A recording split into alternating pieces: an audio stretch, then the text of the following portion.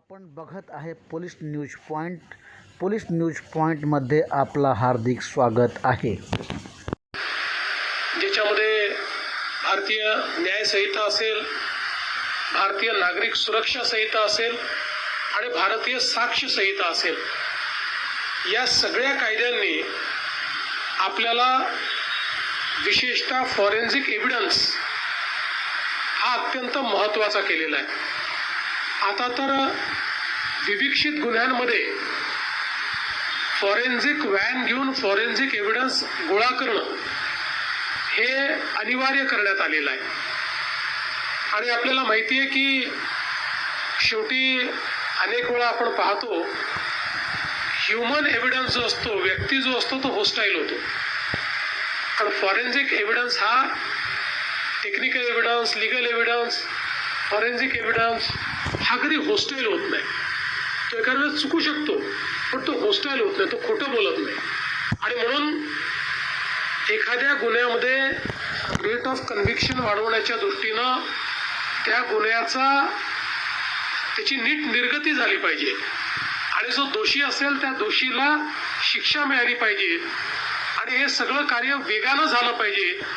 याकरता forensic evidence हा अत्यंत महत्त्वाचा एव्हिडन्स आता झालेला आहे.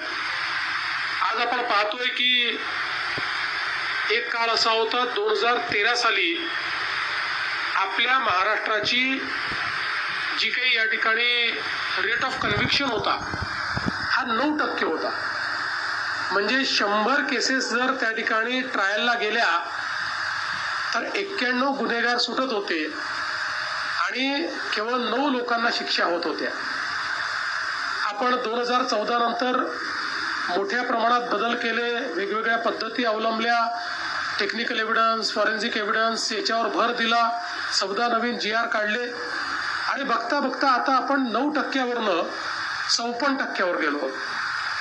पण टाळ्या नक्कीच वाजवा, पण 54% हे काही आपल्याकरता समाधानकारक नाही. कारण आता आपण विकसित अर्थव्यवस्थेकडे चाललो आणि विकसनशील देशाकरता 54% चांगलं आहे.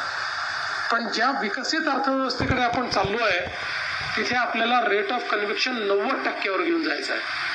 आणि त्याच्यामध्ये सर्वात जास्त लिगल, टेक्निकल, फॉरेन्सिक एव्हिडन्स हा महत्त्वाचा असणार आहे. आज आपण पाहतोय की या आपल्या सगळ्या साक्षी पुरावे आणि ही जी सगळी प्रक्रिया आहे याच्यामध्ये खूप बदल झालेला आहे. पूर्वीच्या काळामध्ये फॉरेन्सिकचा विचार केल्यानंतर त्या ठिकाणी बायो असिस्टेड फॉरेन्सिक हा सर्वात जास्त होता. आता आपण बघितलं असेल तर टेक्नो असिस्टेड फॉरेन्सिक हा खूप मोठ्या प्रमाणात आपल्याला त्या ठिकाणी पाहायला मिळतोय.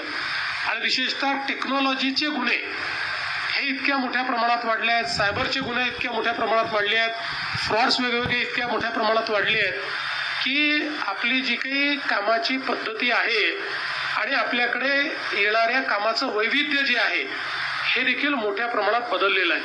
आणि म्हणून आज जसं मगाशी उल्लेख झाला की गुन्हेगार जर स्मार्ट झाले आहेत तर आपल्याला एक्स्ट्रा स्मार्ट व्हावं लागेल आणि एक्स्ट्रा स्मार्ट व्हायचं असेल तर एक्स्ट्रा स्मार्ट इन्फ्रास्ट्रक्चर तयार करावं लागेल आणि तशा प्रकारे ह्युमन रिसोर्सचं ट्रेनिंग देखील आपल्याला करावं लागेल.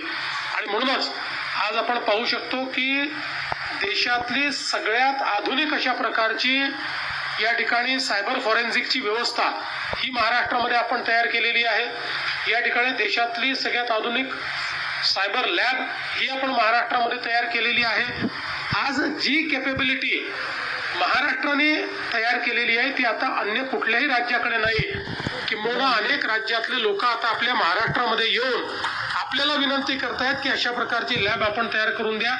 आणि म्हणून मागच्या काळामध्ये आपण जे काही वर्मासाहेब जी काही नवी मुंबईला आपलं त्या ठिकाणी सायबर सेंटर सुरू केलं, आज आपण त्याचं कॉर्पोरेशन केलं आणि आपलं कॉर्पोरेशन आता अन्य राज्यांमध्ये जाऊन त्या ठिकाणी तशा प्रकारची व्यवस्था आता उभी करते आहे. किंबहुना आपल्याकडे तर आता काही वेगवेगळ्या देशातनंही अशा प्रकारे आमच्या देशात करून द्यायची मागणी आली आहे. त्यामुळे गुन्हेगाराच्या 2 पावलं पुढे राहिलं तरच गुन्ह्यावर आपण आळा घालू शकतो.